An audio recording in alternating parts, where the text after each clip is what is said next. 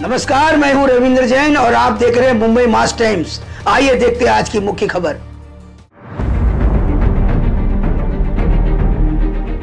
मराठा आरक्षणासारख्या अत्यंत महत्त्वपूर्ण मुद्द्यावर माननीय मुख्यमंत्र्यांनी सर्वपक्षीय बैठक बोलवली होती।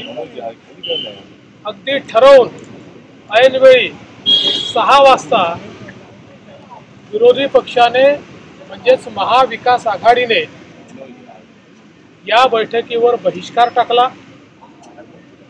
मराठा समाजाच्या प्रश्नावर बोलायला त्यांना वेळ नाही, मात्र वडेट्टीवारांच्या घरी बसून ते निवडणुकीची बैठक करतात, त्याच्याकरता त्यांना वेळ आहे।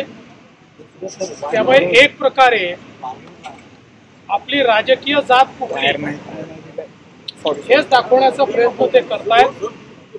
ही अतिशय गंभीर बाब आहे की ज्यावेळी महाराष्ट्रामध्ये समाजामध्ये तेढ निर्माण झालेला आहे,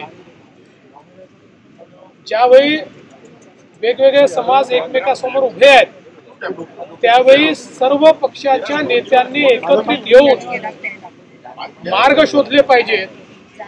अशा प्रकारची एक परंपरा असताना केवळ राजकीय फायद्याकरता दोन्ही समाजामध्ये खोटं बोलायचं आणि आपली राजकीय पोळी भाजायची, अशा प्रकारच्या मानसिकतेतून विरोधी पक्षाने आज या बैठकीवर बहिष्कार घातला।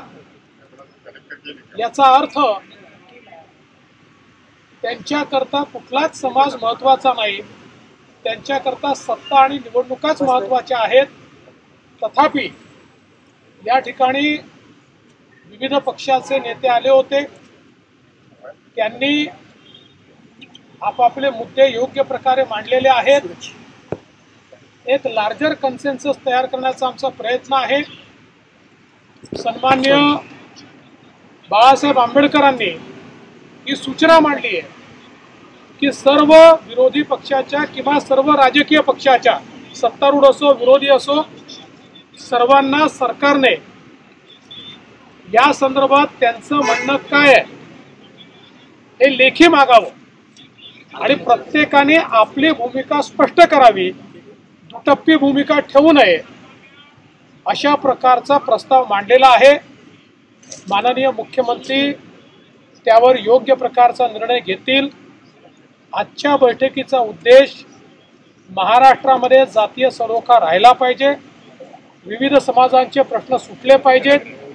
मराठा आरक्षणाच्या संदर्भात, सगळ्या सोयऱ्याच्या संदर्भात जे काही प्रश्न उभे राहिलेले आहेत त्याच्यावर एक लार्जर कन्सेन्सस तयार होऊन आपण महाराष्ट्र शांत करावा आणि समाजांना दिलासा द्यावा, या दृष्टीने हा प्रयत्न करण्यात आला होता।